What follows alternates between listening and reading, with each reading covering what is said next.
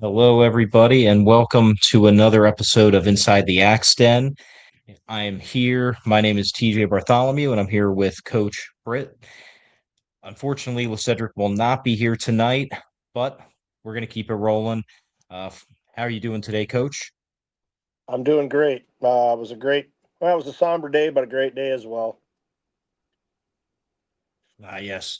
Yeah, Memorial Day is a day of more of a day of remembrance. A lot of people like to throw around, the 3-day weekend or the barbecues and stuff like that, which at the end of the day, that's okay because that's part of the freedoms that we get to enjoy because of those we are remembering.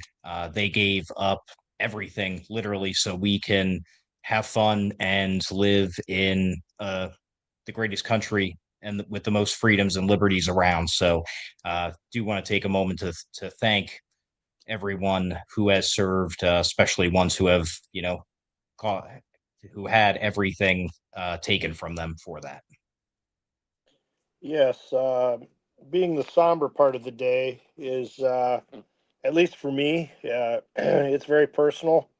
My father served in Korea, and it wasn't until a couple, 3 days before he passed on before he even talked about it. Um, and he had, and I had gotten a Christian book said, um, a legacy to a father and a son. And so we went through a week before his passing, and the book is filled with all kinds of questions from early childhood to teenager up to adulthood. And so I have that. But one of the things that came out of that was he never really talked about the war, and he didn't see much fighting. And he had said, well, I was always heavily guarded. And we said, well, what does that mean? And he, like I said, very humble as he was, he carried the nuclear codes, for the generals and the president of the United States. So it was something we never knew until a couple of days before. And but he served there. He was in the army. I have one brother that was in the Air Force, and then I have some uncles that were in the Air Force, and Army and Marine Corps. Um, so it's a very, and then my son has some friends that were in Iraq and Afghanistan, and so this day is just to pay homage to those people, men and women alike, who paid the ultimate sacrifice of laying down their life for us to have those very freedoms that you just talked about. Um, and I think, and I'm not a super political person, but it seems to me the country has kind of gotten away from that, and we take those things for granted. Um, and we look on Capitol Hill, and I know it's a little bit away from football, but we see the right and we see the left, and you see the far right and the far left, and everybody has ideas, but it gets stuck in the middle where we used to be able to work across the aisle and treat each other with dignity and respect. And that's kind of gone by the wayside. And I hope we get back to that. And society seems to follow the trends of the Capitol, and I don't know why, but it's so visceral, um, and it even creeps into families where I can't talk to this person or I can't talk to that person because they're a Democrat or Republican. That is so far from what this country was based on, and so this day it's just to pay homage and reverence to those who, again, laid their life on the line, and those that are still, that are presently serving. In the movie A Few Good Men, it says, Jack Nicholson and his character says, "You need me on that wall," and that's true. We need that to protect the very freedoms that we, like I said, take for granted. And so this day was somber in a way, but my our team, not my team, our team, the guys that could, we were invited to be in the parade, and there were thousands of people. I would say between 2 and maybe 4,000 people that lined the streets. So yes, it was great exposure for our team, but I prepped the guys the night before what the true meaning of this day means, and So they were very receptive, and so we had, I think, 10 of our 16 guys um, participated, and the other guys that couldn't, I totally understood because they had some things to take care of at home.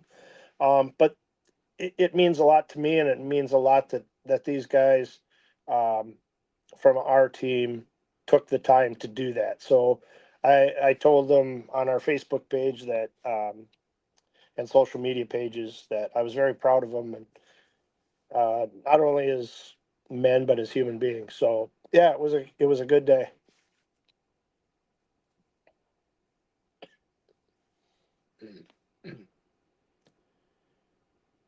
Oop, I can't hear you. Oh, Oh, there my we go. bad. User error.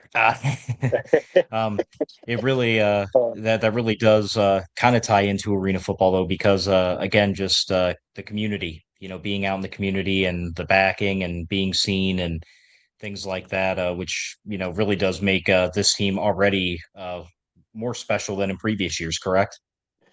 Yes, last year we weren't in this parade, and I don't want to delve into the past because that it it's needs to stay there in the rearview mirror. But we were in one parade way up north, which okay was fine, but there was just myself and a couple of cheerleaders and our mascot, and so and it was very far north. It was in Hayward, Wisconsin, which is probably an hour and a half, hour and 45 minutes away.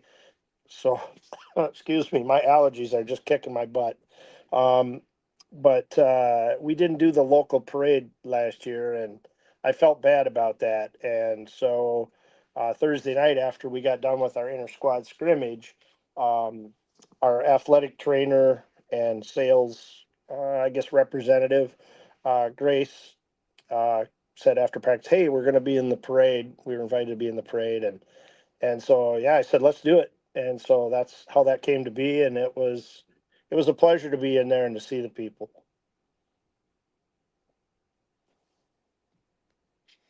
And speaking of a scrimmage, with the season coming up around the corner, training camp and things like that, how's the team looking? And has anyone stood out to you coming ahead for week one? Um, we started Monday. Guys came in Sunday afternoon. Well, some came in on Friday. A couple came in on Saturday, and then the rest came in on Sunday. We had our team meeting.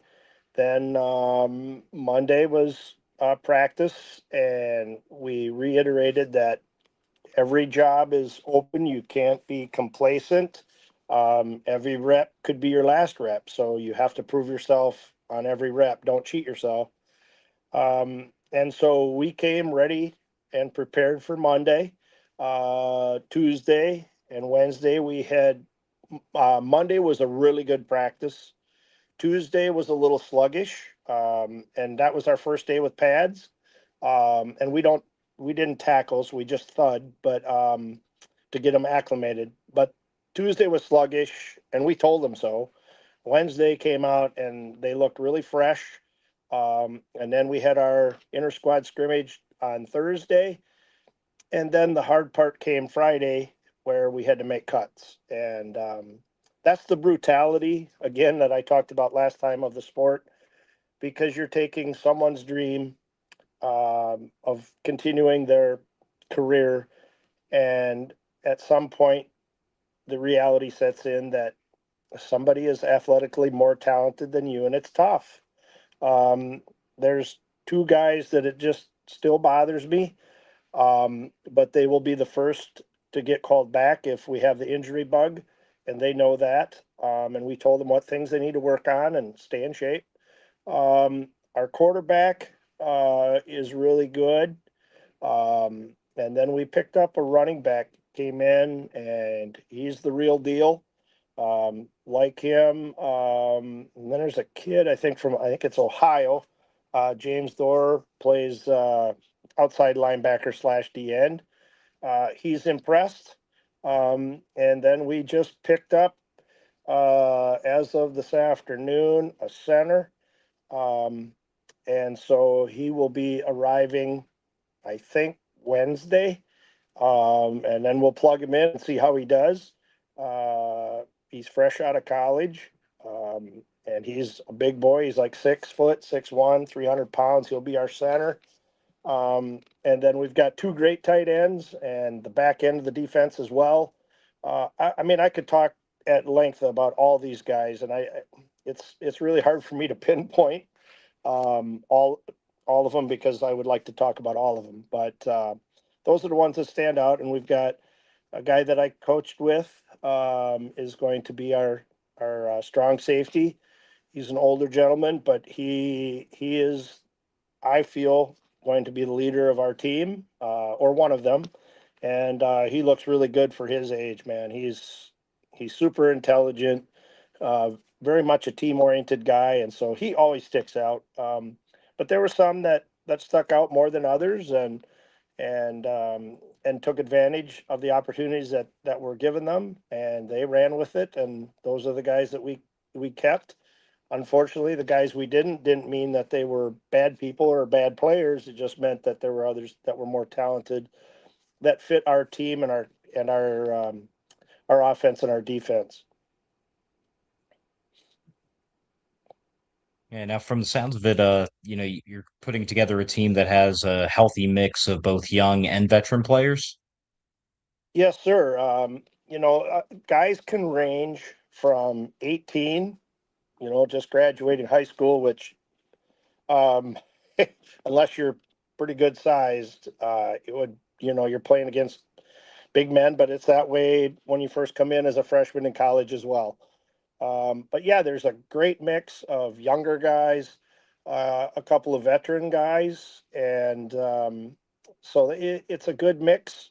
And I do have to say this: my coaching staff that we assembled, my offensive coordinator Harrison Zamoris is just, I feel, is a genius. I talked about him last time, and then I've got MJ Johnson as my D coordinator, and I got DC Connor of that's going to be our D backs coach, and he'll be coming to camp this week because he was high school track coach, and so they had state last week or whatever. So he'll be making his appearance this week. But um, our staff is just, I'm so proud of those guys. We put in a lot of hours, long hours, hard work.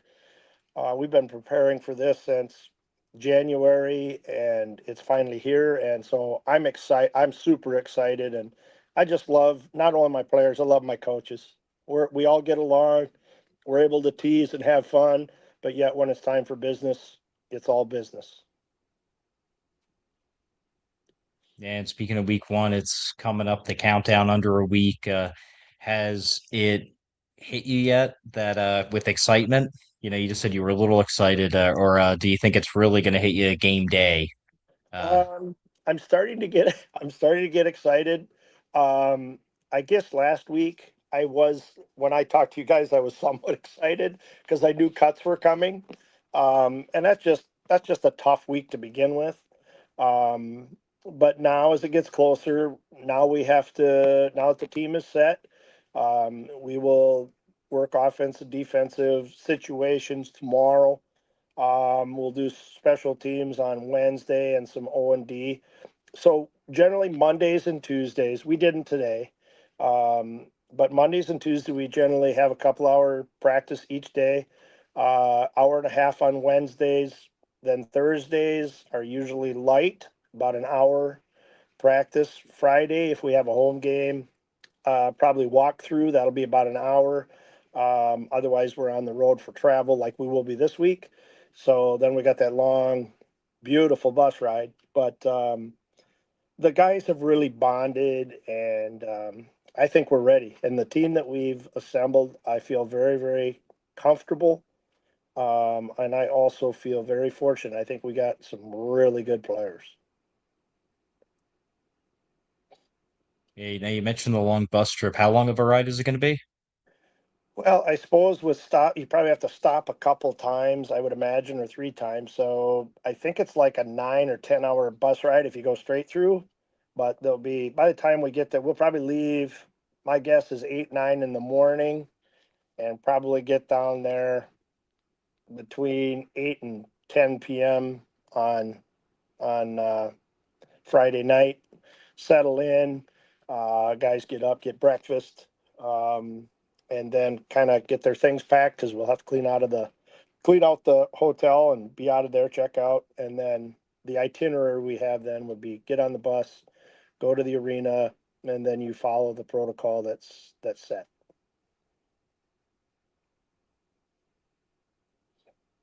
Now, for in terms of preparation, are you putting any, I'll say, maybe extra thought into it since you are going up against a team that was in the playoffs last year, or is it really just feel it out and see how we do week one approach? Well, we had last year's film against the Duluth Harbor Monsters, so we're breaking that down. After we're done with our interview, that's what I'll be doing. I'll be going in and going down and reviewing film, and then my other two coaches are going to put in.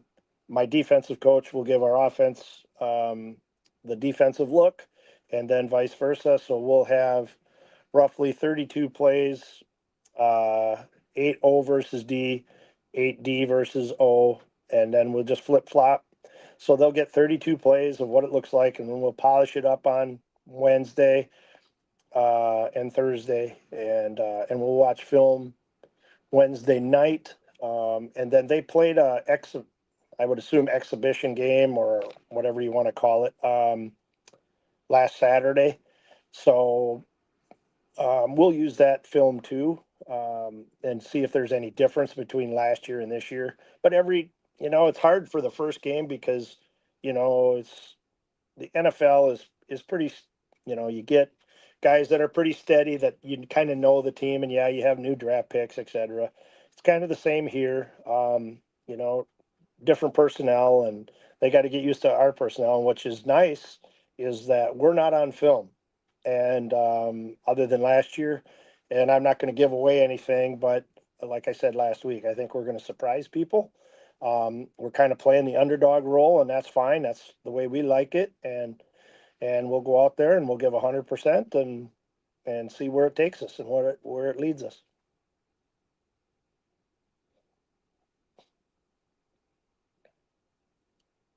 So, great.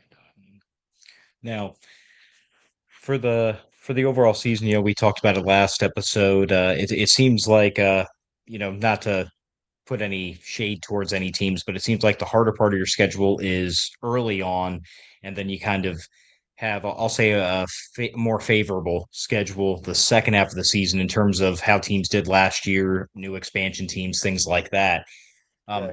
Do you have maybe a thought in your head that if we are on the right track, we should be at a certain record? I mean, obviously, we all want to go undefeated, but is there a thought in your head about where you want to be about midseason to make that push? Yeah, because there'll be 9 games, so this is kind of like a crossover game for us. Um, but ideally, halfway through the season, if we're 4-1 or 3-1, um, that's kind of my thought process. Again, everybody looks good on paper, and I think that too. But I haven't seen the other teams, but what I've seen from mine, uh, I shouldn't say mine, our team. Uh, I just see a spark, and it's no disrespect to what happened last year. It's new players, it's a new season, and I just see a spark and a, a how do I want to say it? A little bit of a giddy up in our step from last year. Last year, Tay pretty much did everything. He did offense and defense, and Harrison and I did special teams. This year, I think the difference is we're able to really concentrate on offense with an offensive coordinator. We're really going to concentrate on defense with my defensive coordinator and a D-backs coach separate. So each one of those gets much better just simply because of the coaching. Um, and and Tay liked to do all of it, which was fine. um, as an assistant coach, that's what you do. You follow what that head coach wants. Um, and so I have given these guys autonomy to run how they need to run. Now MJ has a lot of experience in defense at the with the Harbor Monsters last 3 years. Harrison is a running backs coach at UW Eau Claire here, our local our university in town here, and so he's a very good offensive minded young man, and he's going to go places, and so I just feel our coaching staff has these guys and will have these guys in a position to make them successful. Yeah, and I feel like now that you mentioned that, it is something that has flown somewhat under the radar is how strong of a just an overall staff you have as well there. Really kind of maybe foreshadowing, how strong and good the team's going to be for this season. Yeah, I think so. And like I said, Tay is like a brother to me, and we talk pretty frequently. And he helped me learn the game of arena football because I had never, yeah, I've seen it, but it was pretty much I watch it, turn it off, and then XFL is on, kind of like NFL, so I was more into that. But he made me become a better coach because I had to learn the game, um, and from a different perspective. And he was very good at what he did. He was a very good defensive coach, and he's out at the Pueblo Punishers doing tremendous things out there. Um, and um, and again, I don't want to talk about the past, but there were things that happened that just made him feel like he had to make a change, and he did. And so then that change became my change. And from there, Harrison and I had a vision as soon as I was named coach in November, and I called Harrison right away. Well, it was Thanksgiving, so that following week, and we got to work. And I just asked him, "Hey, Harrison, would you be my offensive coordinator?" And he said, "Yeah, I'd love to."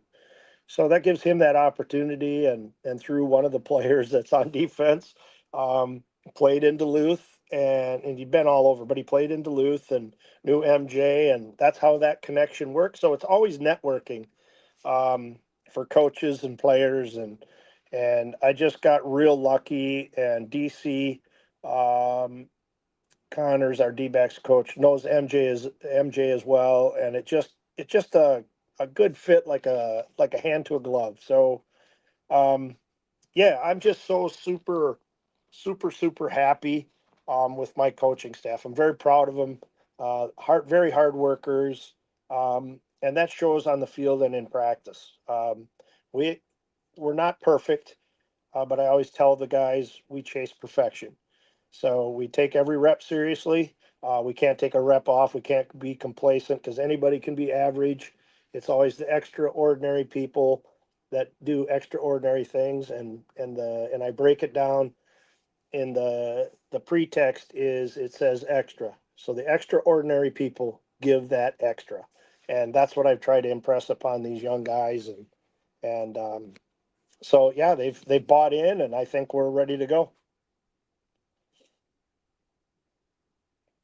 That's awesome, man. One thing I think we haven't really touched on yet.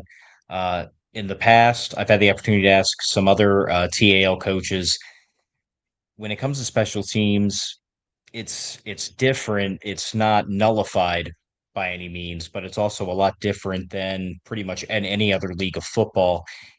Has that been an adjustment for you going into really just coming into the team, period?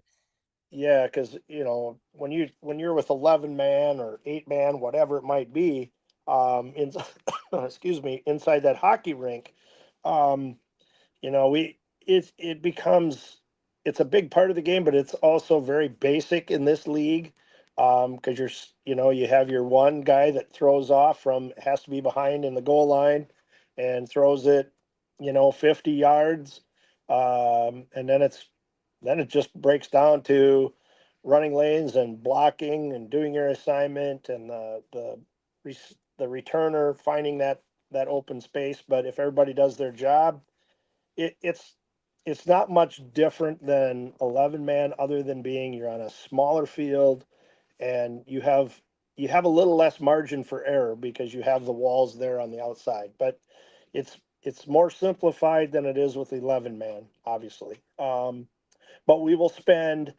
probably spend a good, I would say, 45 minutes to an hour on Wednesday, just giving that time to special teams.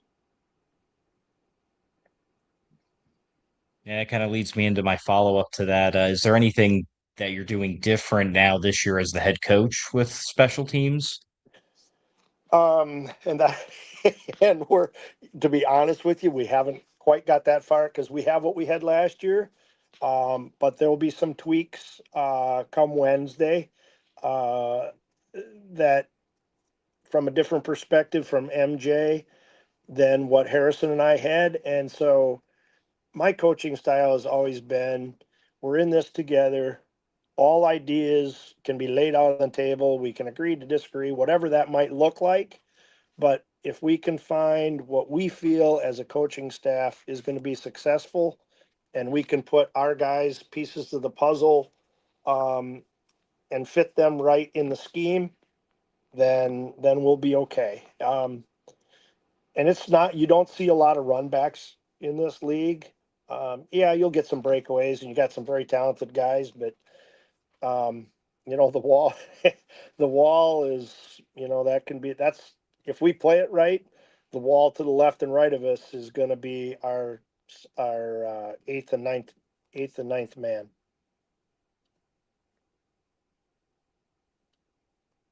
Yeah, man. Well, the season is less than a week away, and but speaking of that, the first game, as mentioned, long bus ride is an away game. So all the home games, you still have plenty of time to make plans for, and there's a lot of ticket specials going on. I believe I just saw a promo, $50 for season tickets as a whole. I think that's correct. This is probably bad on my part. I've been so busy, I don't really get to see that part of it very much. Even though it's online, I don't have the time because I'm communicating with the players and the coaches, and that's one nice thing this year that we didn't do much last year. And I told the guys and my coaching staff, I'm old school. I'm not very technologically sound. So as an example, today we're on instant messenger, so we have a players and coaches chat, and then we just have our coaches page so we can talk back and forth. um, and there was a blue button and I hit it, and it was supposed to be some call or something, I don't know, a group call, which is almost like a butt dial. So so excuse me, a couple of my coaches said, "Hey guys, did you mean to do that?" And I said, "No, I had no idea what I was doing." So last year, Tay gave me and the players gave me the kind of a nickname, OG, for old guy. And so I told our coaches and players, "Hey, yeah, I might be OG, but I wear that badge with honor." So yeah, that's different. We communicate constantly with the players and the coaches. I mean, it just floods our phones, and that communication, open communication, I think, is crucial. And again, for the viewers, we have, like I said, we have three pillars: faith, family, and love. And these guys have wholeheartedly bought into that. And my question at our meeting on Thursday night or Friday night was, how do you feel camp went? Is there things that you didn't like or things that you liked? And there was I don't even think there was a negative comment. It was that we really like how practice is set up. We like how our coaches care. Um, and they love the atmosphere. And I think if we have those three things, plus the guys buying in and the atmosphere, I think that, again, like I told you guys last week, and even probably the first episode, that's a recipe for success. And I tell my players every day, I love them. I tell my coaches I love them. I appreciate them, and that just goes a long way, I think, those guys know that they can trust their coaching staff that'll have their back, and vice versa. And so we, in our inter squad scrimmage, to give you an example, TJ, um, we had the official two officials came down from the cities, who two of the four that we will normally have for our home games, and so they talked about the rules and things. And when um, the lead official got home, he had texted me and he said, Jim, I could not believe how well your guys communicate, and how well and how respectful they are. And that was in our meeting. I always told them, hey, we're going to be win with dignity and lose with class. And we are going to not say a curse word on the field. And there are certain other things that we're not going to do. And that was what I was most proud of. And I told all the team that after we were done with the two officials there was not one curse word on that field in our inter squad scrimmage. And it got heated in some instances, and heated in the sense that there was some pretty good uh, thumping and popping going on, but there was never a terse word or a cuss word. And that's what I want my players to understand, again, is because it's a family atmosphere, it's community. Young kids are there, and they need to look up to their mentors or their idol, maybe, um, and then just be able to know that we carry ourselves in the right way. And that's gone a long way. That's been the most impressive thing um, of last week, I think. Yeah, that really resonates with me. I remember back when I was on the Steelhawks way back in the day now. Uh, our head coach at the time said the same thing post game in a locker room, very similar to what you just said, was go out there, take the time, especially with the younger kids, because you could be the reason that they don't go down the wrong path one day. Correct. Yes, correct. And I saw, and I saw that today. We had a couple of footballs amongst the players, and they were playing catch against the little kid. Yeah, you're giving out candy and schedules, that kind of thing. But our guys throwing football and playing catch with these little kids, that might get them just excited enough to come to a game or have their parents come to a game. Um, and that's what it's all about. It's, yes, it's an entertainment business. That's what we're in, and put on a good show. But to be leaders of men, these men also need to be leaders in the community and amongst themselves. And that's what we're looking for. And that's our vision. Yes, ultimately it was my vision, but um, I didn't get here by just being myself. I got here with a lot of help of a lot of colleagues, and I'm a humble guy, and so I give credit where credit's due.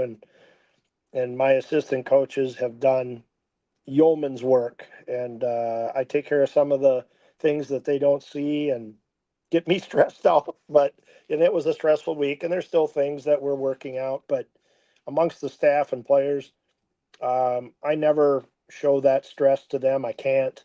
I can only do what I can do. But my coaches, man, they do yeoman's work, and I'm just so proud and appreciative of them.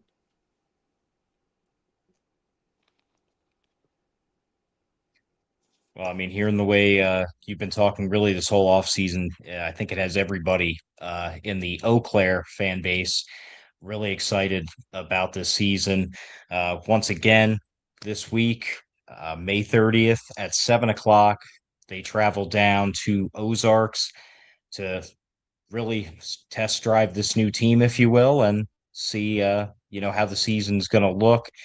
Hopefully, not too much to revamp, and hopefully a lot of celebrating, right? Well, I certainly hope so, and I know these guys want to win, and obviously I do too, um, and love to get a first coaches head coaches win in my 46 years. But um, obviously there's more important things than winning and losing, obviously. But with this group that we have, I am just I'm as it ramps up, the bus ride's going to just absolutely, pardon the French, going to suck. But we're going to go down, and we're just, it's all business trip. And So we're going to go down. We'll be watching film and those kind of things. And then, we put the guys in the driver's seat and my coaches call the plays and they drive literally, they're going to drive the bus and we'll see where that takes us during the game. And hopefully we come out of there with a win. Um, it just makes that bus ride that much more sweet on the way home. It seems like you get home faster. Um, but that's our intention. And of course, every team in the league wants to do that too. But we have our goals, and we just hope, we reach them. And I think we will with the guys that we have, the 16/18, the two inactives that have bought in. We'll get there. And I think it starts right from throw off to to the end of the game, and obviously it leads up to that too. But now we really have our team. We don't have to worry about cuts per se. So now we just let it all hang out and practice hard, practice crisp, and game time, and game speed, and then just let the chips fall where they may come Saturday. Well, I personally can't wait. I know I'll be tuning in. Game kicks off at 7 p.m. So hopefully everyone out there watching, tune in. TAL action, 7-on-7, the only arena league playing that style. No nets, no uprights. It is insanity and it is awesome. Coach, if you have anything else to say before we head on out. I just hope people can watch the game or get the link to watch the game. And then next Monday, when we talk again, hopefully we're 1-0, and then we are really gearing up for our home opener, and not looking that far ahead. We're all business until Saturday, and then Saturday, no matter if we win or lose, we flush it. Guys have off on Sunday, and the work starts again that following Monday. I think it's the Hot Springs Diamonds, I believe, is our first home game. So yeah, we're excited to be at home, but we're just as excited to go and showcase what we can away, and I hope our community is excited, just as excited as we are to watch a good brand of football and a good product on the field. Absolutely. And I have no doubt that uh, not only this coming week, but really all season, it's going to be a great show. Not to steal the tag about turf and being the greatest show, but pretty sure this is going to be up there. This is going to be pretty close.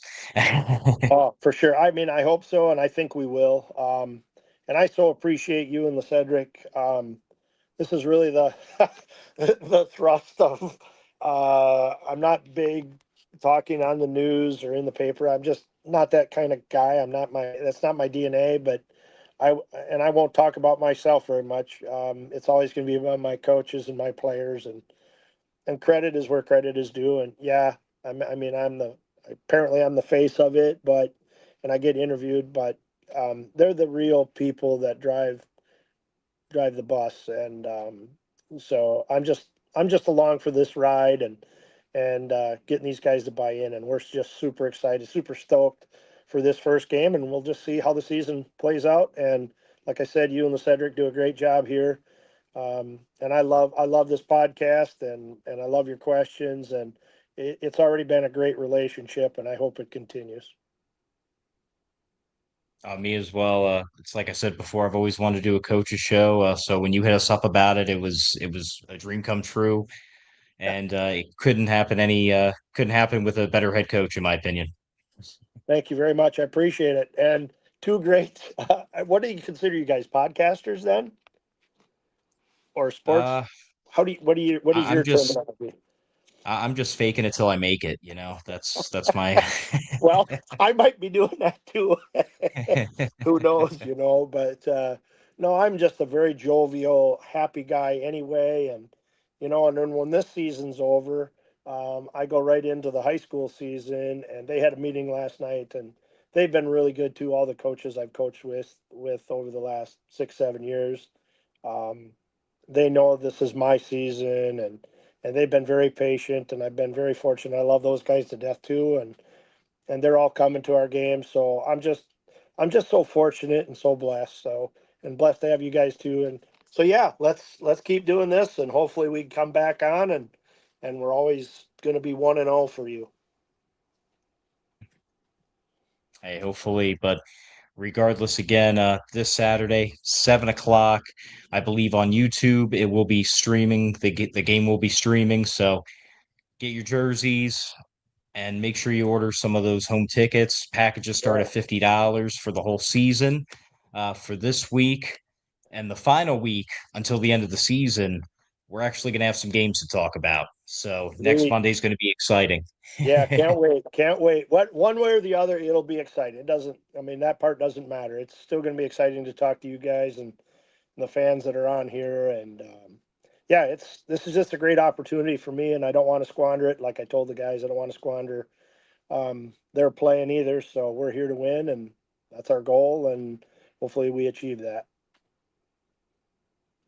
Well, we'll see, but I'm definitely rooting for you, coach. And until next week, it's been it's been fun talking with Coach Britt. My name's TJ. Thank you for tuning into Shady Sports Inside the Axe Den, home of the Eau Claire Axemen Coaches Show. Thank you guys, and see you next week. Go Axemen. Thank you. See you, TJ. Peace out. See you, Coach.